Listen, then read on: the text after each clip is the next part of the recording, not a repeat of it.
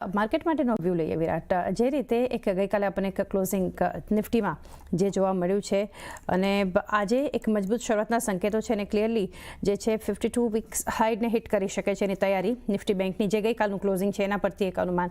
Bank નિફ્ટીમાં ફરી એક મજબૂતી સાથે એક ક્લોઝિંગ આપણે જોયું છે, પરંતુ આજે તો ઇનફેક્ટ બધા સેટઅપ પણ પોઝિટિવ છે. ગ્લોબલ હેન્ડઓવર તમે જુઓ, એફઆઈએસના ત્રણેય સેગમેન્ટમાં ખરીદદારીના ફિગર્સ તમે જુઓ, લોંગ શોર્ટ રેશિયો હવે ઓછો થયો છે, ડીઆઈ સતત 19 સેશન્સથી ખરીદદારી કરી રહ્યા છે.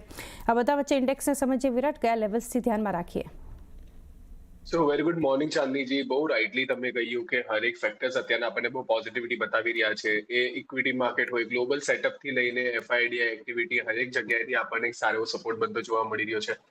ગ્લોબલ ઇક્વિટીઝની વાત કરીએ તો ક્યાંક ને ક્યાંક યુએસ માર્કેટથી લઈને એશિયન માર્કેટ બધા જ આપણને આજે પોઝિટિવ નોટ પર ટ્રેડ થતા જોવા મળી રહ્યા છે, જે દર્શાવી રહ્યું છે કે ક્યાંક ને ક્યાંક ઇન્ડિયન માર્કેટ પણ એક પોઝિટિવ નોટ પર ઓપન થતું જોવા મળી શકે છે. આપણને પોઝિટિવિટી સાથે એક કારોબાર થતો જોવા મળી શકે છે.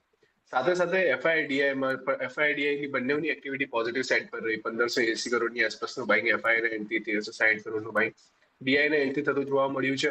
સાથે સાથે ફ્યુચર સ્ટોક ફ્યુચર અને ઇન્ડેક્સ ફ્યુચર ત્યાં પણ આપણને એક બાઇંગ ફિગર બનતા જોવા મળી રહ્યા છે એફઆઈ અને એનથી. તો ક્યાંક ને ક્યાંક હવે ફરીથી ઇન્વેસ્ટર્સ ઇન્ટરેસ્ટિંગ હતી આપણે ઇન્ડિયન માર્કેટ માટે વધતું એવું દેખાઈ રહ્યું છે.